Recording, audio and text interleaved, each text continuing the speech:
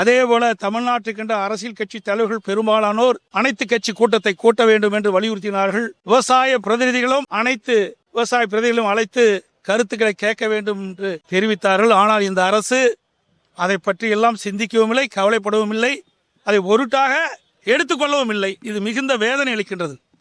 இதற்கு முன்பு இறந்த அனைத்து இந்திய அண்ணா திராவிட முன்னேற்ற கழக ஆட்சியிலும் சரி, திராவிட முன்னேற்ற கழக ஆட்சியாக இருந்தாலும் சரி, காவிரி நதிநீர் பிரச்சனையோ மேகதாது பிரச்சனையோ வருகின்ற பொழுது அனைத்து கட்சி தலைவர்களை கூட்டத்தை கூட்டி, விவசாய சங்க பிரதிநிதிகளுடைய கூட்டத்தை கூட்டி அவருடைய கருத்துக்களை கேட்டு சட்ட வல்லுநர் மூலமாக சட்ட ரீதியாக உச்ச நீதிமன்றத்தில் சந்தித்து இன்றைக்கு காவிரி நதிநீர் பிரச்சனைக்கு ஒரு நிரந்தர தீர்வை அனைத்து இந்திய அண்ணா திராவிட முன்னேற்ற கழக ஆட்சியிலே நாங்கள் தீர்ப்பை பெற்றோம்.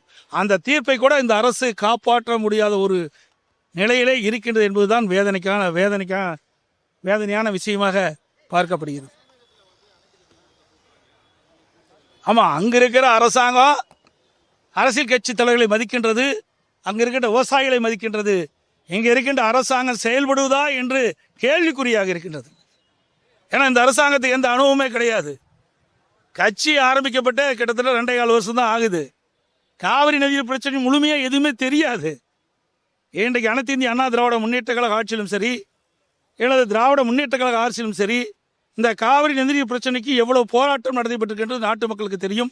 அதோட பல அரசியல் கட்சி தலைவர்களும் காவிரி நதிநீரை பெறுவதற்கும் மேகதாது அணையை கட்டக்கூடாது என்று எதிர்ப்பு குரல் தொடர்ந்து பல ஆண்டுகளாக இன்றைக்கு நாம் போராடி வருகின்றோம். அதையெல்லாம் வரலாறு தெரியாத ஒரு ஆட்சி தான் இந்த ஆட்சி அப்படின்னு நீங்க சொல்லுவது நிஜம்தான். கூட்டப்படும். இப்போ ஏற்கனவே அனைத்து மாவட்ட அமைப்பு நீதியாக உள்ள அனைத்து மாவட்ட நிர்வாகிகளும் அழைத்து அதிலே தலைமை கலைஞர்கள் தான் வந்திருக்கிறாங்க. பொதுக்குழு உறுப்பினர்கள் கலந்துக்கிட்டாங்க. எல்லாமே அவருடைய கருத்துக்களை எல்லாம் கேட்டுக்கிறோம். சட்டமன்ற கூட்டத்தொடர் முடிந்தவுடன் ஒவ்வொரு முதலிலே செயற்குழு கூட்டப்படும், பிறகு பொதுக்குழு கூட்டப்படும். ஏற்கனவே சொல்லிட்டேன், இந்த அரசு கையிலாகாத அரசு.